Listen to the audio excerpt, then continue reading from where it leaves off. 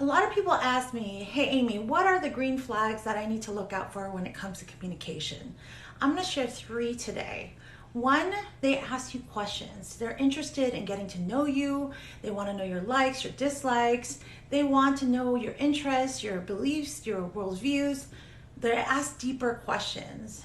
And the second thing to look out for is that even during conflict, they are there listening to understand rather than listening to defend. They allow you to be vulnerable. They hold space for you so that you can actually share your truths. You don't feel judged. Even if they don't agree, they agree to disagree.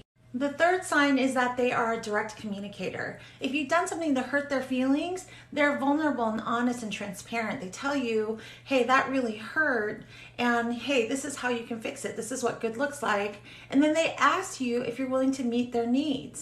These 3 green flags are very important for you to look out for, but if you want to learn about 5 dating traps keeping you single, grab my free ebook. The link is in the bio, or go to my website, amythedatingcoach.com. I'll see you there.